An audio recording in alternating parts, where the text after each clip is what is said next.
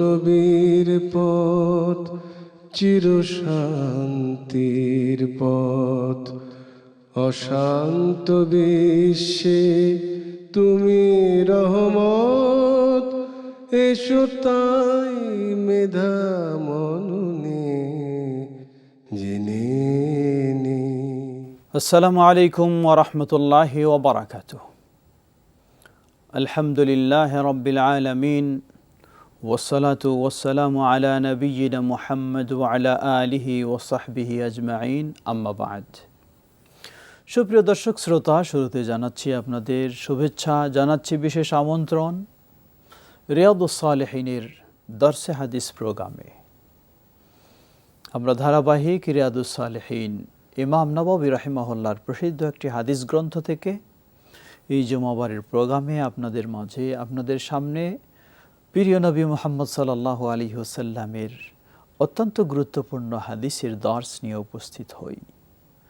আজকেও আমরা উপস্থিত হয়েছি প্রিয় নবী সাল্লাল্লাহু আলাইহি ওয়াসাল্লামের একটি গুরুত্বপূর্ণ বিষয়কে সামনে রেখে সে বিষয়ের কিছু দর্স বা কিছু হাদিস আমরা শুনব। সুপ্রিয় দর্শক শ্রোতা, সত্যি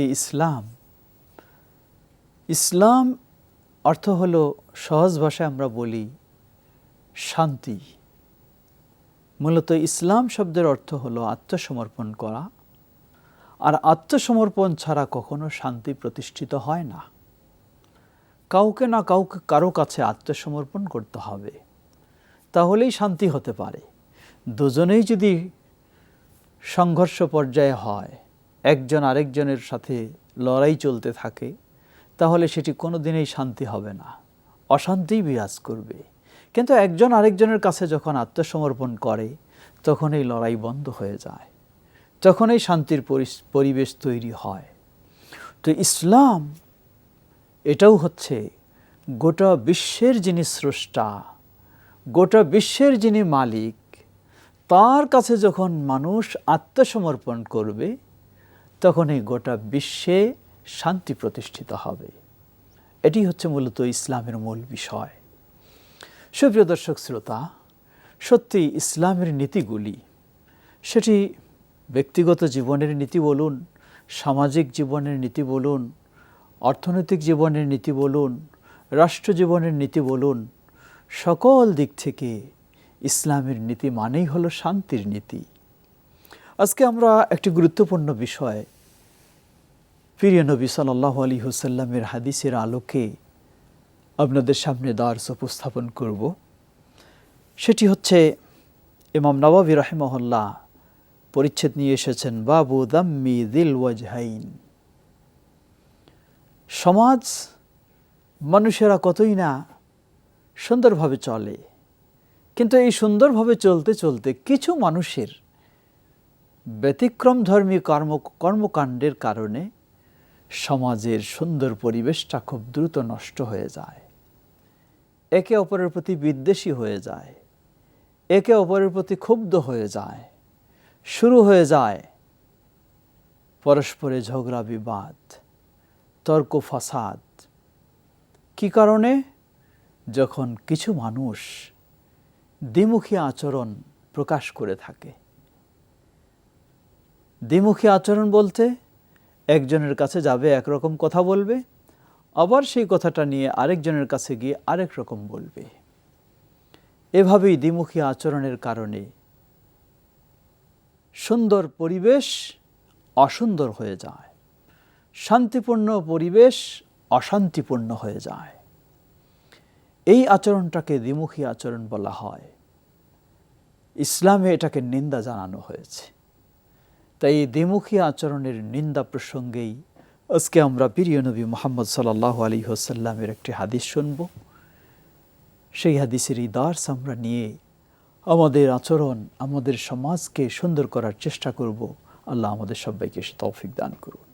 সুপ্রিয় দর্শক শ্রোতা, এ মর্মে যে হাদিসটি ইমাম নববী রাহিমাহুল্লাহ রিয়াদুস সালেহিনে নিয়ে এসেছেন, প্রসিদ্ধ সাহাবী আবু হুরায়রা রাদিয়াল্লাহু তাআলা আনহু সে হাদিসটি বর্ণনা করছেন। আবু হুরায়রা রাদিয়াল্লাহু আনহু হাদিসের জগতে একজন উজ্জ্বল নক্ষত্র। নবী মুহাম্মদ সাল্লাল্লাহু আলাইহি ওয়াসাল্লাম থেকে সবচেয়ে যিনি বেশি হাদিস বর্ণনা করেছেন তিনি হলেন সাহাবী আবু হুরায়রা রাদিয়াল্লাহু তাআলা আনহু, যার আসল নাম হলো আব্দুর রহমান আদ-দাউসি রাদিয়াল্লাহু তাআলা আনহু। তিনি ৭ম হিজরিতে ইসলাম গ্রহণ করেন এবং ৫৭ বা ৫৮ হিজরিতে তিনি পৃথিবী থেকে বিদায় নিয়ে চলে যান রাদিয়াল্লাহু তাআলা আনহু। সেই প্রসিদ্ধ সাহাবী রাসূল সাল্লাল্লাহু আলাইহি ওয়াসাল্লাম থেকে অসংখ্য হাদিস বর্ণনা করেছেন। তার মধ্যে এটি একটি হাদিস, যেই হাদিসটি সহিহুল বুখারী এবং মুসলিমে এসেছে। তিনি বলেন, ক্বালা রাসূলুল্লাহ সাল্লাল্লাহু আলাইহি ওয়াসাল্লাম তাজিদুনা আন-নাসা মাআদিন খিয়ারুহুম ফিল জাহিলিয়্যাতি খিয়ারুহুম ফিল ইসলাম ইযা ফাকিহু। আল্লাহ রাসূল সাল্লাল্লাহু আলাইহি ওয়াসাল্লাম মানুষকে তুলনা করেছেন মূল্যবান খনিজ সম্পদের সাথে। খিয়ারুহুম ফিল জাহিলিয়্যাতি খিয়ারুহুম ফিল ইসলাম ইযা ফাকিহু। মানুষেরা জাহিলি যুগেও যারা ভালো, ইসলামের যুগেও তারা ভালো। কেমনে ভালো? শর্ত হলো ইযা ফাকিহু, যদি তারা সঠিক জ্ঞান অর্জন করে এবং সঠিক জ্ঞান অনুযায়ী নিজেকে পরিচালনা করে। জাহিলি যুগে ভালো কারা? যারা ইনসাফবান মানুষ, জ্ঞানবান মানুষ। জাহিলি যুগ মানেই সব খারাপ তা নয়। জাহিলি যুগেও কিছু মানুষ ছিলেন যারা মিথ্যা কথা বলা অপছন্দ করতেন, সত্য কথা বলতেন। যারা অন্যায় অবিচারকে অপছন্দ করতেন, ন্যায় কাজ করতেন। জাহিলি যুগেও এমন কিছু মানুষ ছিল, এরাই ভালো, যারা নিজের বিবেককে মূল্যায়ন করেছে, নিজের বিচারকে মূল্যায়ন করেছে। ঠিক ইসলামের যুগে ওই মানুষেরা যখন আবার ইসলাম গ্রহণ করেছে, ইসলামের আলোয় আলোকিত হয়ে ইসলামী জ্ঞান শিক্ষা অর্জন করে নিজেকে সেভাবে পরিচালিত করেছে, তারা এখানেও ভালো। খনিজ দ্রব্য বা খনিজ সম্পদ যেমন জাহিলি যুগে যেমন মূল্যবান, ইসলামী যুগেও তেমন মূল্যবান। ঠিক এই ধরনের যারা ভালো মানুষ, জ্ঞানী মানুষ, বিবেকবান মানুষ, নিজেকে অন্যায় কাজে কখনো জড়িত করে না, ন্যায়ের পথে থাকে, তারা সর্বদাই ভালো বলেই পরিচিত হয়। আল্লাহ রাসূল সাল্লাল্লাহু আলাইহি ওয়াসাল্লাম বললেন, তাজিদুনা খিয়ারান নাসি ফি হাযা শা'নি আশাদ্দাহুম লাহু কারাহিয়া। এই ভালো মানুষেরা সব সময় তারা এই বিষয়ে, অর্থাৎ জোর যার মূল্যক তার এই ধরনের কর্মকাণ্ড তারা কখনো ভালো মানুষ করে না। ভালো মানুষ সবসময় ইনসাফের সাথে, সুবিচারের সাথেই চলার চেষ্টা করে। এরপরে বললেন, ওয়াতাজিদুনা শাররান নাসি যাল ওয়াজহাইন। মানুষের মাঝে কিছু খারাপ মানুষ রয়েছে যারা হলো যুল ওয়াজহাইন, দুমুখী মানুষ, দ্বিমুখী আচরণ যাদের মাঝে। কেমন সেটা? আল্লাহ রাসূল সাল্লাল্লাহু আলাইহি ওয়াসাল্লাম বর্ণনা দিলেন, আল্লাযী ইয়াতি হাউলাই বিওয়াজহিন ওয়া হাউলাই বিওয়াজহিন। যারা এই একদল মানুষের কাছে আসবে এক চেহারা নিয়ে, এক কথা নিয়ে, আবার ওই আরেক দল মানুষের কাছে যাবে আরেক চেহারা নিয়ে, আরেক কথা নিয়ে। অর্থাৎ এই দল মানুষের কাছে যাবে তাদের কাছে প্রিয় হওয়ার জন্য, তাদের মতো কথা বলবে, অন্যের বিরুদ্ধে বলবে। আবার ওই দলের কাছে যাবে তাদের কাছে প্রিয় হওয়ার জন্য, তাদের মতো কথা বলবে, অন্যের ওই দলের বিরুদ্ধে বলবে। এটাই হলো দ্বিমুখী আচরণ। আল্লাহ রাসূল সাল্লাল্লাহু আলাইহি ওয়াসাল্লাম এই হাদিসে বললেন, ওয়াতাজিদুনা শাররান নাসি যাল ওয়াজহাইন। এই দ্বিমুখী আচরণের মানুষেরা হলো মানবের জগতে এরা হলো নিকৃষ্ট মানুষ। সুপ্রিয় দর্শক শ্রোতা, দ্বিমুখী আচরণ তো বিভিন্ন রকমের, বিভিন্ন প্রেক্ষাপটে হয়ে থাকে। অনেক সময় কেউ জান বাঁচানোর জন্য করে থাকে, আবার অনেক সময় কেউ মান বাঁচানোর জন্য করে থাকে, আবার অনেক সময় কেউ নিজের স্বার্থ হাসিলের জন্য অথবা অন্যকে ক্ষতিগ্রস্ত করার জন্য করে থাকে। বিভিন্ন কারণে হতে পারে। এজন্য ইমাম নববী রাহিমাহুল্লাহ এরপরে আরেকটি হাদিস নিয়ে এসেছেন, যে হাদিসটি আরও একটি দিক উল্লেখ করেছে। সে হাদিসটি এটিও বুখারীর বর্ণনায় এসেছে। প্রসিদ্ধ সাহাবী আব্দুল্লাহ ইবনে ওমর রাদিয়াল্লাহু তাআলা আনহুমা তিনি বলছেন, ইন্না নাদখুলু আলা সালাতিনা ফানাকুলু লাহুম বিখিলাফি। আব্দুল্লাহ ইবনে ওমর রাদিয়াল্লাহু আনহুকে জিজ্ঞাসা করা হলো, কিছু মানুষ জিজ্ঞাসা করলেন, পরবর্তী তাবেঈ যারা তারা বলছেন, ইন্না নাদখুলু আলা সালাতিনা ফানাকুলু লাহুম খিলাফ মা নাতাকাল্লামু ইযা খারাজনা মিন ইনদিহিম। বলছেন যে আমরা শাসকদের কাছে যখন আসি, রাজা বাদশাদের কাছে আসি, তাদের কাছে আমরা এমনভাবে কথা বলি যেই কথাগুলি আসলে বাস্তবতার সাথে মিল নেই, বের হয়ে আসে আবার আমরা ভিন্ন রকম। ক্বালা কুন্না নাউদ্দু হাযা নিফাকান আলা আহদি রাসূলিল্লাহি সাল্লাল্লাহু আলাইহি ওয়াসাল্লাম। সাহাবী আব্দুল্লাহ ইবনে ওমর রাদিয়াল্লাহু আনহুকে যখন এটা জিজ্ঞাসা করলেন, তিনি জবাব দিলেন, জেনে রাখো তুমি যেই প্রশ্ন করেছ যে তোমরা সাধারণ অবস্থায় একরকম, শাসকদের কাছে যখন যাও সেই শাসকদের কাছে গিয়ে তোমরা আরেক রকম কথা বলো। তিনি বললেন, জেনে রাখো এই আচরণটাকে আমরা নেফাকি, মুনাফিকি আচরণ বলে, রাসূল সাল্লাল্লাহু আলাইহি ওয়াসাল্লামের যুগে এটাকে মুনাফিকি আচরণ বলে আমরা গণ্য করতাম। সুপ্রিয় দর্শক শ্রোতা, মনে রাখবেন মুনাফিকি বিষয়টি অত্যন্ত ভয়ঙ্কর বিষয়। ইসলামে প্রকাশ্য কাফের যারা, অমুসলিম যারা, তাদের দ্বারা যত ক্ষতি হয়েছে তার চেয়ে বেশি ক্ষতি হয়েছে মুনাফিক যারা, তাদের দ্বারা। এজন্যই আল্লাহ রাব্বুল আলামিন মুনাফিকদের ক্ষেত্রে বলেন, ইন্নাল মুনাফিকিনা ফি দারকিল আসফালি মিনান নার। মুনাফিকরা হচ্ছে জাহান্নামের সর্বনিম্ন স্তরে তাদের স্থান হবে। লা হাওলা ওয়ালা কুওয়াতা ইল্লা বিল্লাহ। মুনাফিক হলো প্রকৃতপক্ষে ইসলামী শরিয়ার দৃষ্টিকোণ থেকে মুনাফিক বলা হয় ওই ব্যক্তিকে যে বাহ্যিকভাবে ইসলাম প্রকাশ করে আর ভিতরে সে ইসলাম বিদ্বেষ বা ইসলাম বিরোধী ও কুফরি সেটাকে গোপন রাখে। নিজের স্বার্থ হাসিলের জন্য মুসলিমদের কাছে গিয়ে বলে যে আমি তোমাদের মতোই মুসলিম, তোমাদের দিনকে আমি ভালোবাসি, এটাই আমার দিন, এটাই মেনে চলি, আমি একজন নামাজি মানুষ, আমিও ইমানদার মানুষ, আমিও হজ করি, আমিও উমরা করি, এভাবে বলবে।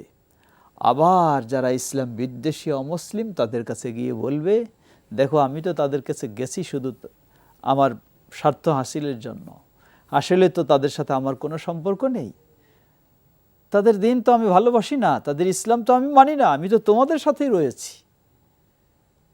যেটি আল্লাহ রাব্বুল আলামিন কোরআনুল কারীমে সূরা বাকারায় প্রথমে মুত্তাকিনদের পরিচয় নিয়ে এসেছেন,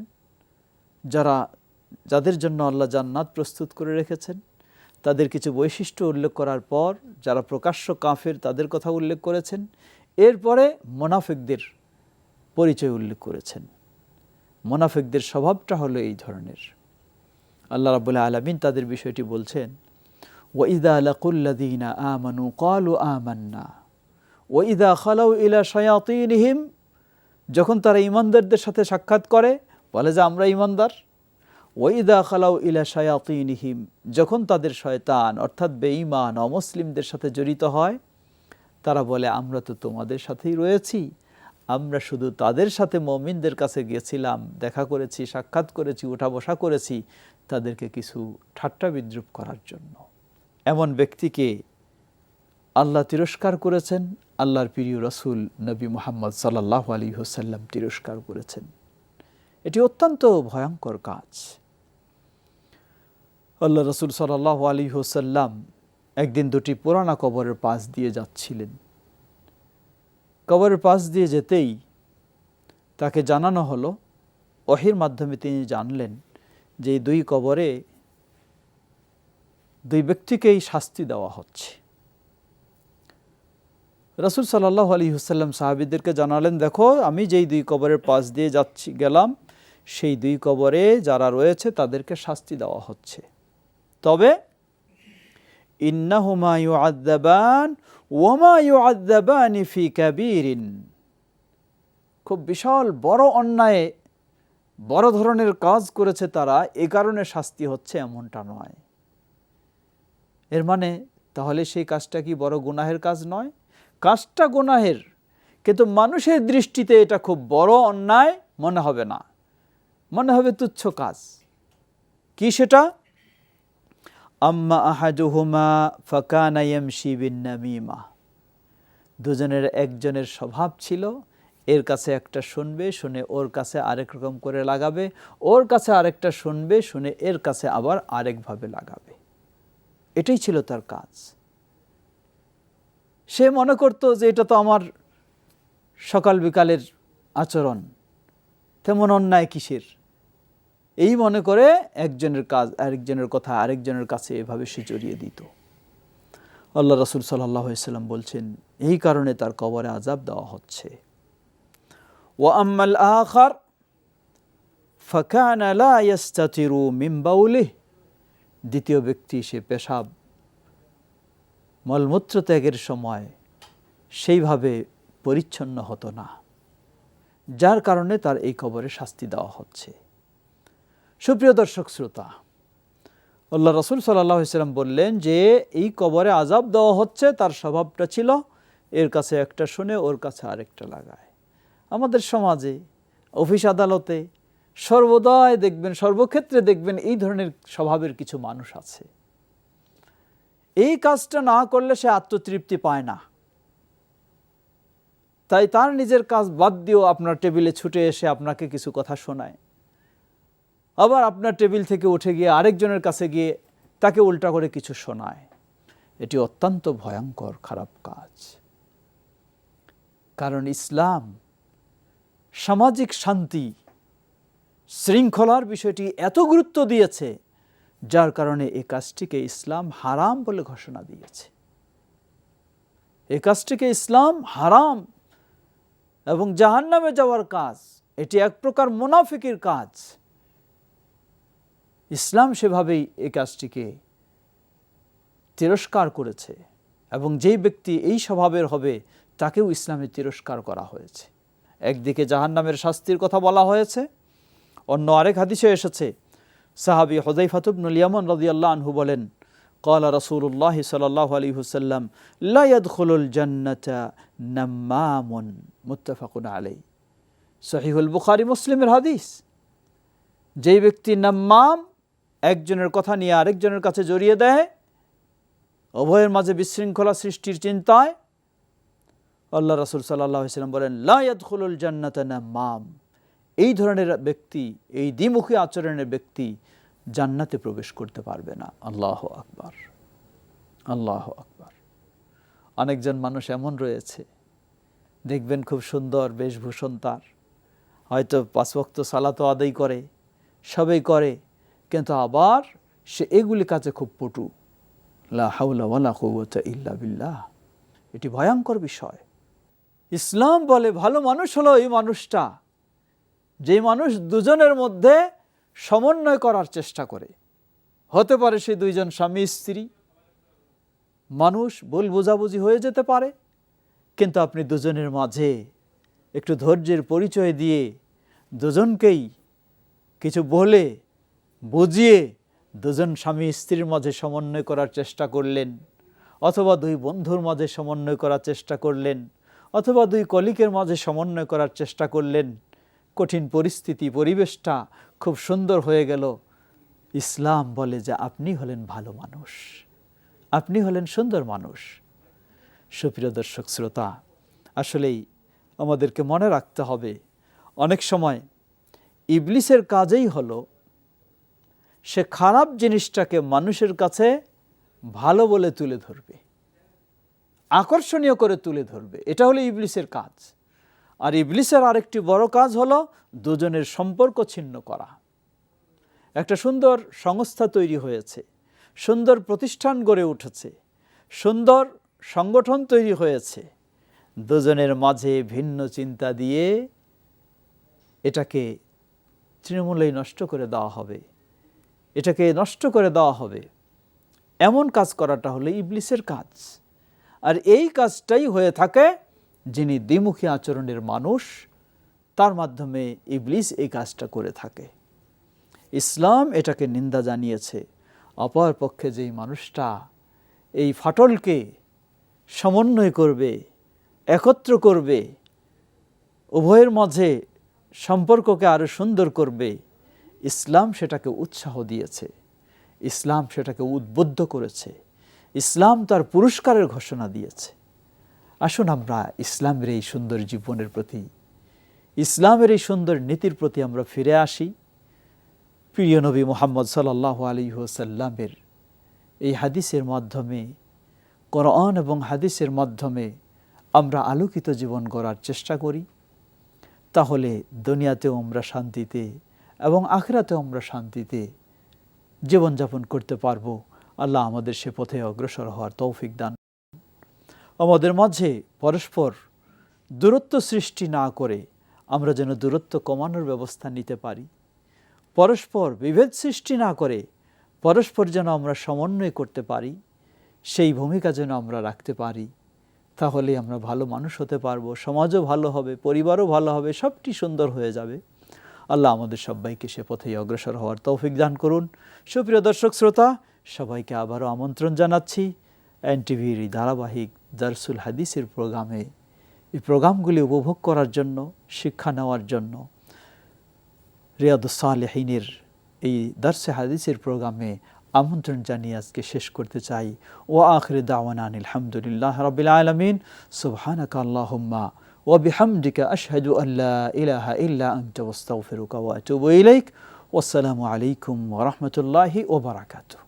বিশ্ব নবীর পথ চির শান্তির পথ, অশান্ত বিশ্বে তুমি রহমত।